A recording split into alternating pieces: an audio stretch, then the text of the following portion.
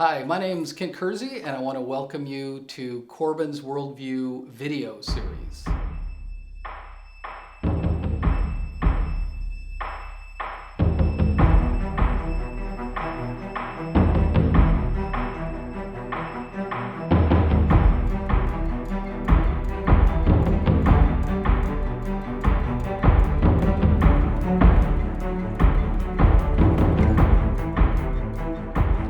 Join us today as we talk to Dr. Scot Bruce, who's going to help us understand how a Christian worldview really helps us understand history and how a Christian interpretation of history gives a very robust understanding of what has happened in our past.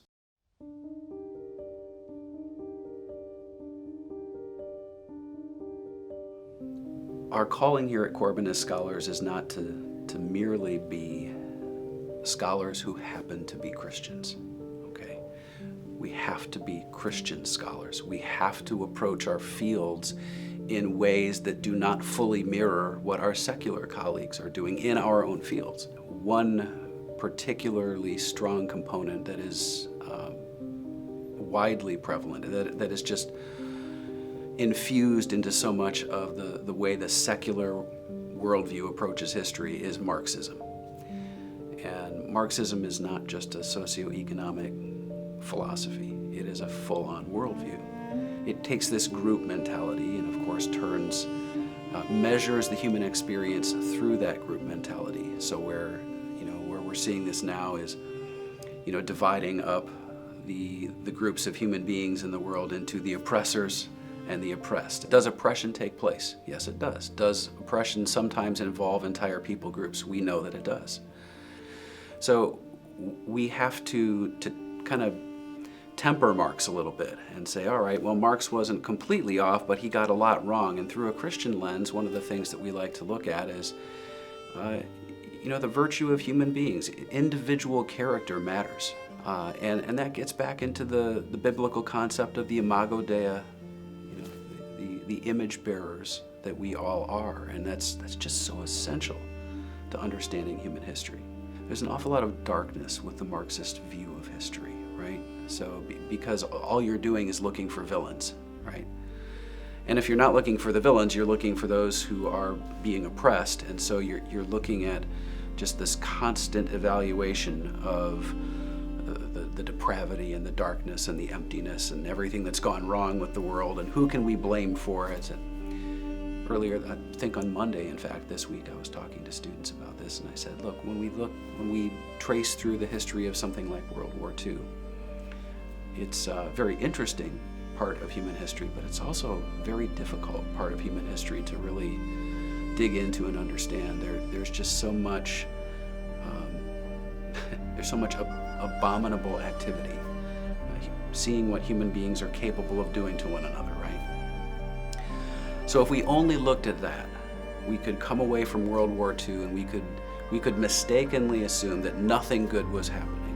We could be questioning how as many ethicists do, secular ethicists ask this question: where was God in World War II?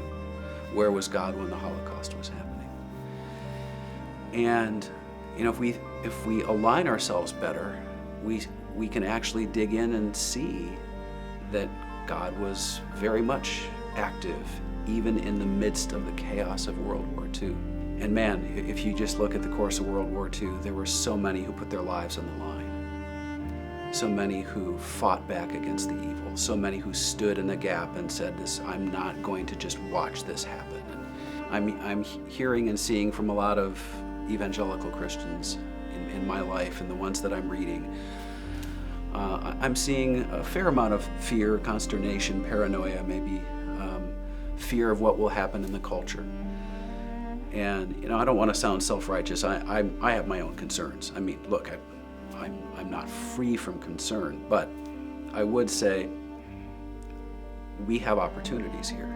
It's in the darkness, it's in the storm, it's in those moments before the dawn breaks.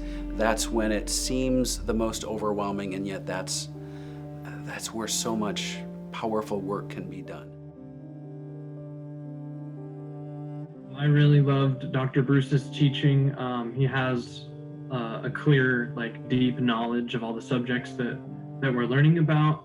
And I think the big component that, especially in the world today, is really valuable is the biblical integration. You'll have historians quoted, or you'll have different movements in history that try to claim one thing or another. And so I think having the backing from Dr. Bruce and my other Corbin history professors to really think critically and to have that complex understanding that history is not super simple. It's not just oppressor and oppressed, that there's complexity to it and there's depth.